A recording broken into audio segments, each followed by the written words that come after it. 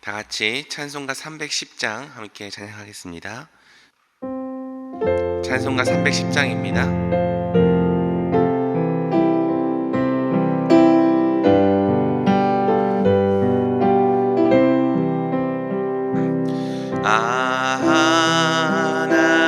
하나님의 은혜로 있을 데 없는 자 왜 구속하여 주는지 난 알 수 없도다. 내가 믿고 또 의지함은 내 모든 형편 아시는 주님 늘 보호해 주실 것을 나는 확실히 아네.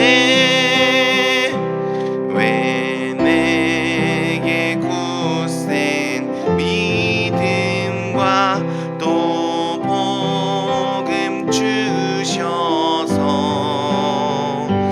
내 맘이 항상 편한지 난 알 수 없도다.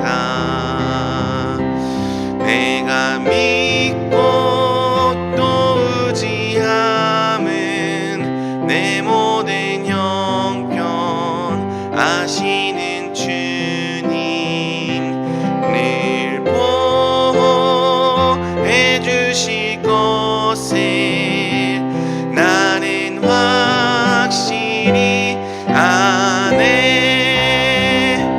왜 내게 성령 주셔서 내 마음 감동해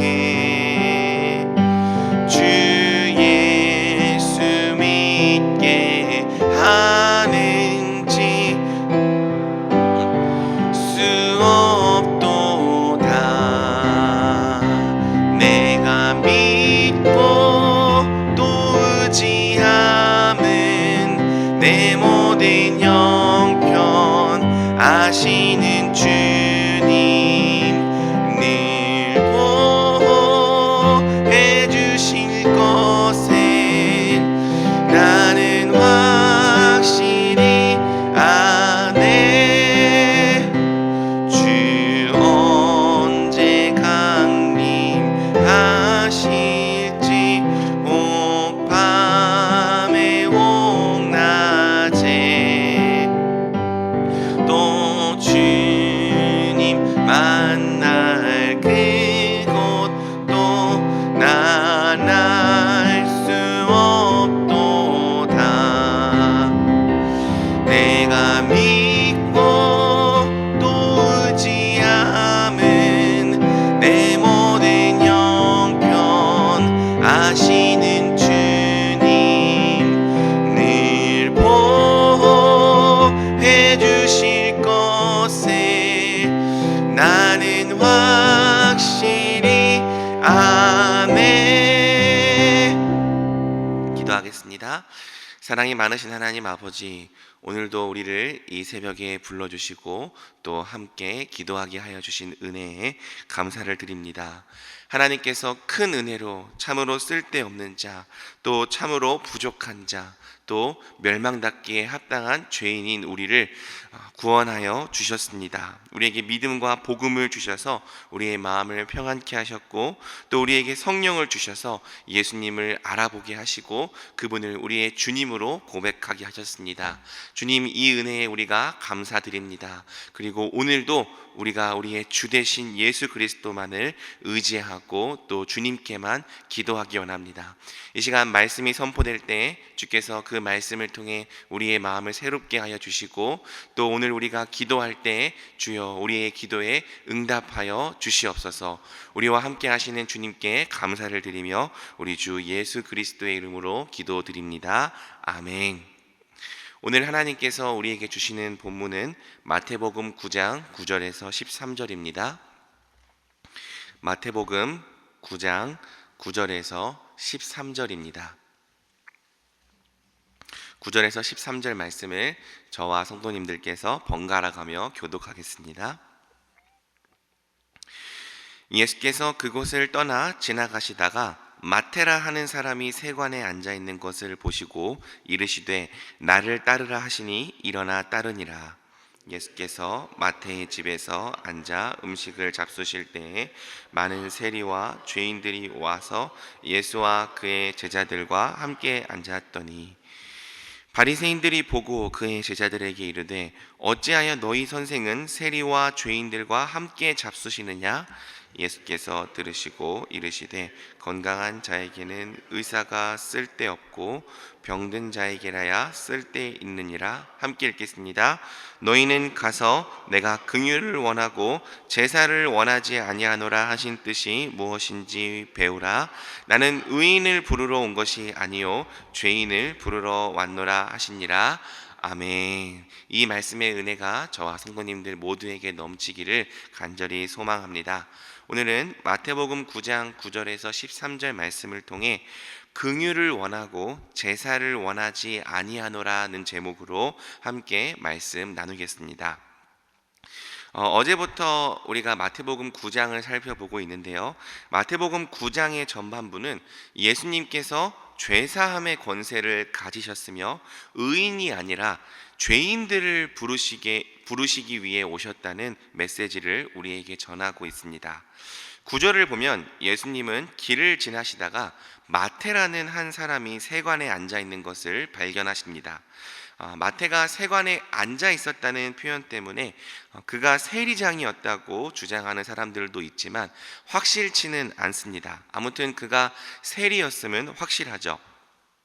아시다시피 세리는 로마에 고용된 로마를 위해 일하는 자들이었습니다. 그들은 때때로 자기 몫을 더 많이 남기기 위해 정부가 지정한 세금의 양보다 더 많은 양의 세금을 거둘 때가 있었죠. 그래서 세리는 보통 로마의 앞잡이, 매국노, 동족을 등쳐먹는 배신자 정도로 취급되었습니다. 성경에서 죄인과 거의 동의어처럼 사용되는 표현이 두 개 있는데요. 그중 하나가 창녀고 그중 하나가 세리이죠. 11절에 드러난 바리새인들의 인식도 이와 같은 견해를 그대로 반영합니다. 바리새인들이 보고 그의 제자들에게 이르되 어찌하여 너희 선생은 세리와 죄인들과 함께 잡수시느냐? 세리와 죄인들이 같은 선상 위에 병행됩니다. 세리는 죄인이다. 세리는 하나님 나라에 들어갈 자격이 없는 자들이다. 그들은 장차 메시아께서 오셔서 하나님 나라를 이루실 때 심판을 받고 슬피 울며 이를 갈게 될 반역자들이다. 이것이 당시 유대인들과 바리새인들이 가지고 있던 일반적인 인식이었습니다. 그런데 여러분, 9절에서 예수님이 놀라운 말씀을 하십니다. 예수께서 그곳을 떠나 지나가시다가 마테라 하는 사람이 세관에 앉아 있는 것을 보시고 이르시되 나를 따르라 하시니 일어나 따르니라. 아멘. 예수님은 모두가 죄인이라 부르며 기피하던 세리 마태를 그분의 제자로 부르셨습니다. 세리인 마태에게도 나를 따르라 말씀하셨습니다. 뿐만 아니라 예수님은 마태의 집에서 마태와 함께 음식을 드십니다. 마태뿐만 아니라 수많은 세리와 죄인들도 그 자리에서 함께 예수님과 음식을 먹었죠.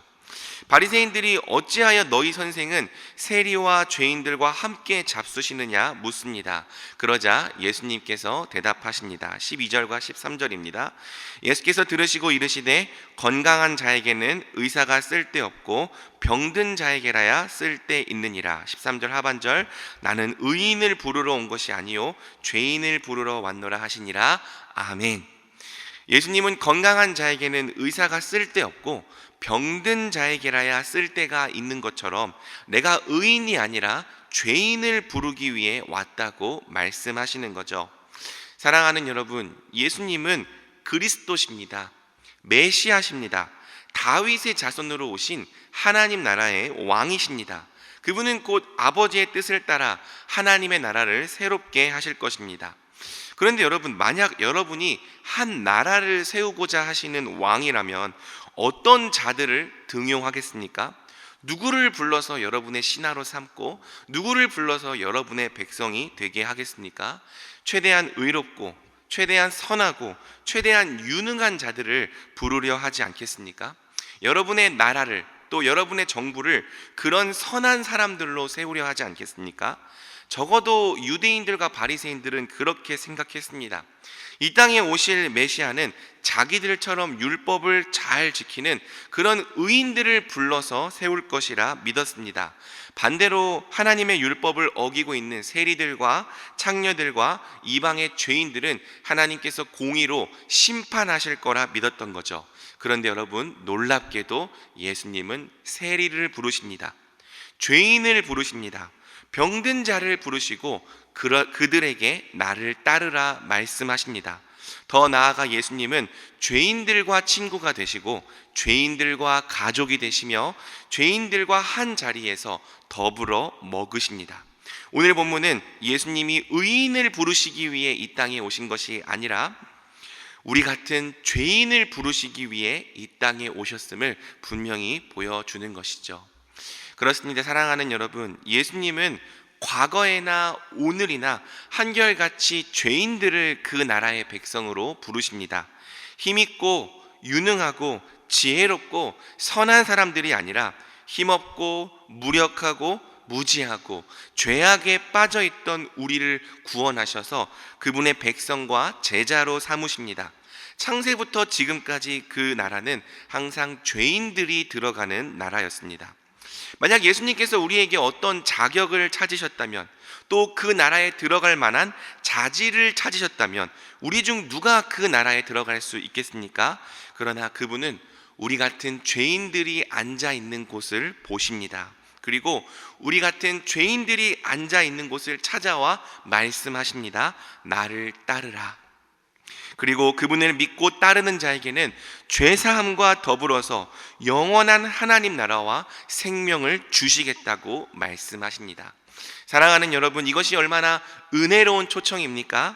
또 이것이 얼마나 수지 맞는 일입니까? 우리 주께서 나를 따르라 부르실 때 기꺼이 일어나 그분을 따라가는 우리 모두가 되길 주님의 이름으로 축복합니다.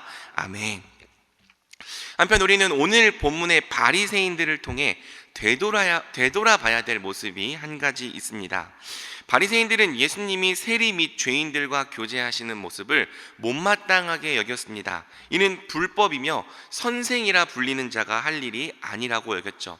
그래서 그들은 제자들에게 어찌하여 너희 선생은 세리와 죄인들과 함께 잡수시느냐 불만을 표했습니다.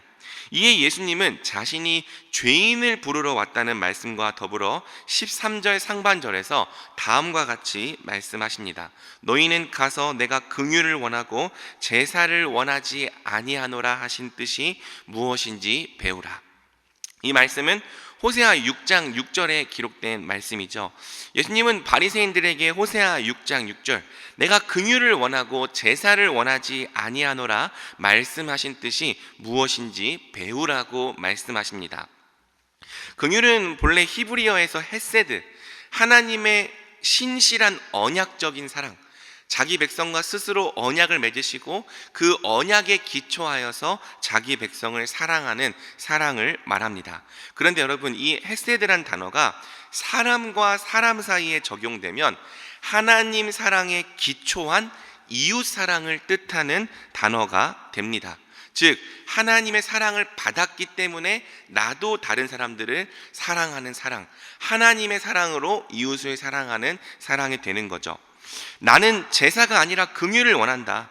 하나님이 이스라엘에게 원하신 것은 외적인 종교의식이 아니었습니다. 즉 제사가 아니었습니다. 하나님은 이스라엘이 하나님의 큰 사랑을 알기 원했습니다. 그리고 그 사랑의 기초에서 이웃을 똑같이 긍휼히 여기는 백성이 되기 원하셨던 거죠. 하지만 이스라엘은 제사는 들이되 긍휼은 버렸습니다. 외적인 종교의식에는 충실하지만 이웃을 사랑하고 돌보는 일에는 철저히 무관심했습니다. 도리어 자신들의 이권과 이득을 챙기는 삶에 바빴습니다. 그래서 하나님은 율법의 형식과 모양은 있지만 율법의 정신, 사랑을 내다버린 이스라엘에게 나는 제사가 아니라 긍휼을 원한다고 말씀하셨던 것입니다. 예수님은 바리새인들에게 가서 이 말씀이 무슨 뜻인지 배우라고 말씀하시는 거죠. 율법을 지키고 있다는 자기 의는 있지만 죄인들을 불쌍히 여기고 돌보며 도울 마음이 없는 그들의 외식을 예수님께서 날카롭게 지적하신 겁니다. 사랑하는 여러분, 우리도 바리새인들과 같이 되지 않도록 주의해야 합니다. 우리 같은 죄인이 예수님을 믿고 구원받은 것은 오직 은혜지 절대 우리의 어떤 자격이나 공로가 아닙니다. 그런데 어느새 우리도 구원받은 지 시간이 지나면 마치 우리가 구원받은 것이 우리 자신의 의인 것처럼 착각합니다.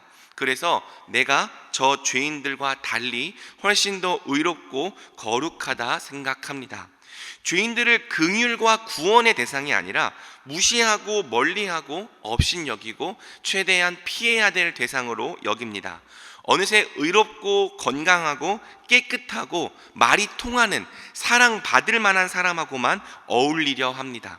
어딘가 문제가 있는 사람들, 마음이 병들어 있는 사람들, 삶이 더러운 죄인들과는 잘 어울리려 하지도 않고 상종하려 하지도 않습니다.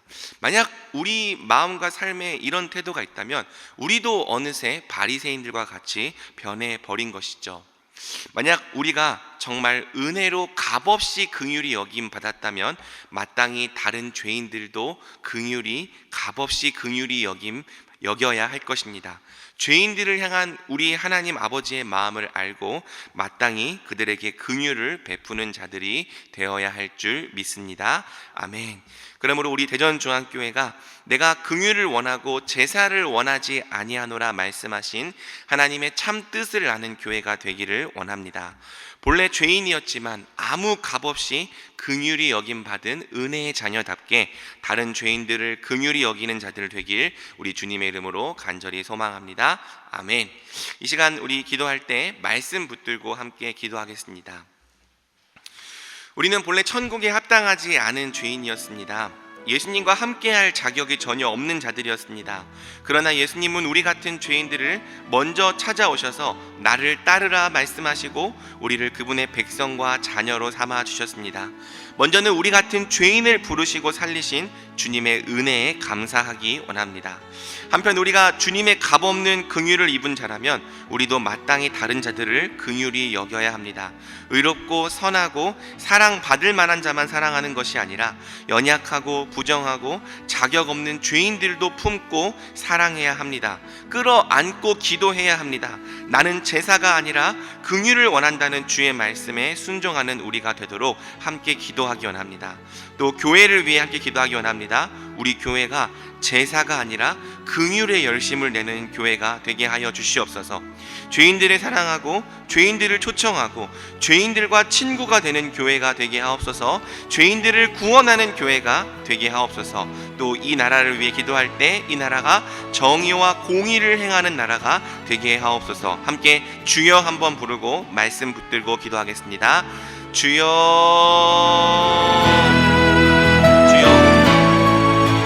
우리 주님께서 나는 긍휼을 원하고 제사를 원하지 않는다고 말씀하셨습니다. 주님께서 우리 같은 죄인들을 불러주셨습니다. 본래 사망의 그늘에 앉아서 죽을 수밖에 없었던 우리들, 하나님과 대적하며 멸망과 진노의 자녀로서 하나님 멸망할 수밖에 없었던 우리 같은 죄인들을 주께서 불러주시고 나를 따르라 말씀하여 주시고 그 믿음과 그 길에 영생과 죄사함을 약속하시고 또 하나님 나라를 허락하신 줄을 우리가 믿습니다. 주님, 우리가 이토록 큰 구원의 은혜를 받은 자들임을 다시 한번 마음에 새기고 기도하기 원합니다. 주님, 우리는 죄인입니다. 하지만 주님의 큰 사랑과 긍휼과 은혜를 입은 자들입니다. 주여, 우리가 주께서 주신 그 은혜를 날마다 잊지 않고 살아가게 하여 주시옵소서. 하나님, 우리 주 예수 그리스도를 따르는 그 길이 우리에게 가장 기쁘고 또 가장 은혜롭고 가장 소망이 넘치는 길인 줄을 깨닫고 날마다 우리 주님께서 인도하여 주시는 그 길을 믿음과 또 하나님 소망으로 또 하나님 기쁨으로 따라가는 자들이 되게 하여 주시옵소서. 하나님, 이 시간 기도할 때 우리가 내가 긍휼을 원하고 제사를 원하지 아니하노라 말씀하신 그 하나님의 말씀과 그 뜻을 분명히 알고 잘 지키고 있는 자들인지를 되돌아봅니다. 주여, 우리가 어느새 하나님께서 은혜로 우리를 구원하신 것을 다 잊어버리고 하나님, 내가 의롭고 거룩하다는 하나님 자기 의에 빠져 있었다면, 그래서 더럽고 부정한 죄인들을 사랑하는 것이 아니라 깨끗하고 의롭고 사랑받을 만한 자만 하나님 교제하기 원하는 자가 되었다면, 주님, 우리 죄를 회개합니다. 주님, 우리가 하나님 우리 죄를 회개하고 주여, 우리 교회가 긍휼을 아는 교회가 되기를, 우리 교회가 긍휼을 마음에 품고 또 긍휼을 하나님 실천하는 교회가 되기를 원합니다. 주여, 또 이 나라를 위해 기도합니다. 주님, 이 나라에서 하나님 정의와 공의가 실현되게 하여 주시옵소서. 하나님 아버지, 잘못된 신앙과 신학으로 하나님 정치와 하나님 결탁하는 것이 올바른 기독교가 아니라 하나님, 정말 우리가 하나님의 마음과 하나님의 뜻을 알고 그분의 뜻과 그분의 마음을 이 땅 가운데 실천하는 그러한 나라로 우리가 세워져 가게 하여 주시옵소서. 매주 화요일은 교회의 모든 양육 및 훈련 사역을 위해 기도하는 날입니다. 이 시간 기도하실 때 우리 교회가 주님께서 맡겨주신 영혼들을 잘 양육하고 세우는 교회가 되도록, 양육과 훈련을 이끄시는 모든 사역자들을 성령으로 충만케 하시도록, 모든 성도들이 예수 그리스도의 장성한 분량까지 계속하여 성장해 갈 수 있도록 기도해 주시기 바랍니다. 계속해서 담임 목사님을 위해 기도해 주시고, 온 교회가 성령으로 충만한 가운데 부흥의 역사를 이루게 해달라고 교회의 양육 훈련 사역을 위해 합심으로 기도하신 후에 자유롭게 기도하시면 되겠습니다. 이 시간 기도하실 때 먼저 저를 따라해 주시기 바랍니다. 주여, 성령을 부어 주옵소서. 주여, 성령을 부어 주옵소서. 주여, 성령을 부어 주옵소서. 주여, 성령을 부어 주옵소서. 우리 다 같이 주여 한번 부르고 합심으로 기도하겠습니다. 주여, 우리에게 성령을 부어 주옵소서. 우리 교회가 진행하는 모든 양육과 훈련 사역 가운데 성령을 부어 주옵소서. 주님, 사람이 가르치는 훈련이 아니라 또 사람이 세우는